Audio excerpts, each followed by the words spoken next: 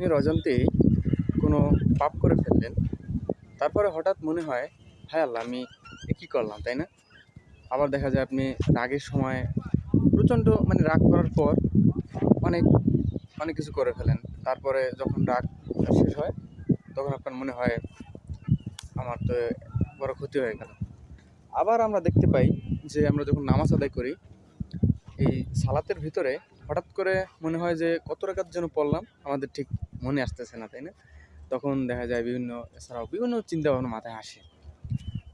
জীবনের আমরা গুরুত্বপূর্ণ বিভিন্ন সময় নষ্ট করি বিভিন্নভাবে, ঠিক আছে? তখন আসলে আমরা টের পাই না যে কীভাবে কী হয়, কিন্তু বেশ গুরুত্বপূর্ণ অনেক সময় পর অতিবাহিত হওয়ার পর আমরা বুঝতে পারি যে আসলে আমরা মূল্যবান কি হারালাম, ঠিক আছে? তখন আমরা আফসোস করি।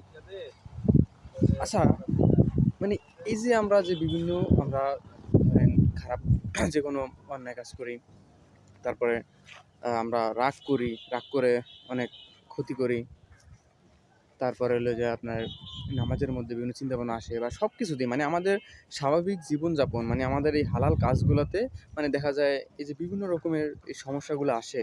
এটা মূলত আসলে কেন আসে জানেন? এখানে আপনাকে এই কাজগুলো করানোর জন্য কি আপনাকে উৎসাহিত করে? এটা করে শয়তান।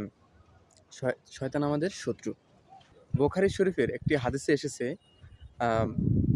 শয়তান মানুষের শরীরে শিরায় রক্তের মতো প্রবাহিত হয়। যখন তোমাদের মধ্যে কেউ রাগান্বিত হয় তখন যেন সে আল্লাহর নিকট আশ্রয় প্রার্থনা করে, কেননা তাকে শয়তান প্ররোচিত করে। আরও বলা আছে, শয়তান মানুষের নামাজে ব্যাঘাত ঘটায়। এগুলো সহিহ হাদিস বুখারী শরীফে বর্ণনা করা আছে। এছাড়াও কোরআনের সূরা নাসে এই শয়তান সম্পর্কে বিভিন্ন কথা বলা আছে। আল্লাহ তাআলা বলছেন। তাহলে আমরা ধারণা পাই যে শয়তান আসলে আমাদের বিভিন্নভাবে ক্ষতি করে, বা আমরা এটা কোরআন হাদিসের মাধ্যমে আমরা জানতে পারি।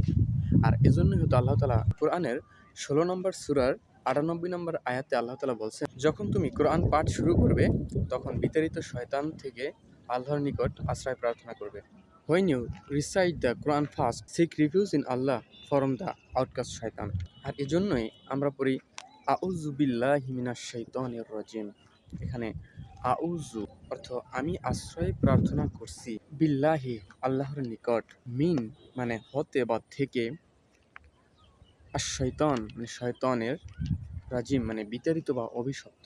I seek refuge in Allah from the outcast শয়তান, অর্থাৎ আমি বিতাড়িত বা অভিশপ্ত শয়তান থেকে আল্লাহর নিকট আশ্রয় প্রার্থনা করছি।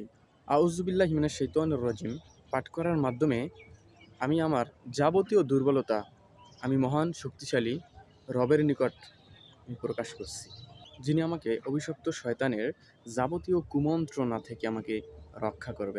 মুমিনের জন্য উক্ত বাক্য পাঠ করা তো শক্তিশালী সর্বশক্তিমান আল্লাহর প্রতি সম্মান ও নির্ভরতার প্রতি।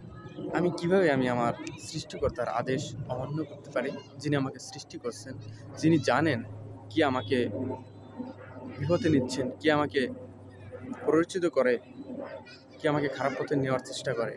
এজন্যই আল্লাহ তাআলা কোরআনের 35তম সূরার 6 নম্বর আয়াতে আল্লাহ তাআলা বলছেন, নিশ্চয়ই শয়তান তোমাদের শত্রু, কাজেই তাকে তোমরা শত্রু হিসেবেই গ্রহণ করো। সে তো তার দলবলকে এজন্য ডাকে যে তারা যেন উত্তপ্ত জাহান্নামের অধিবাসী হয়।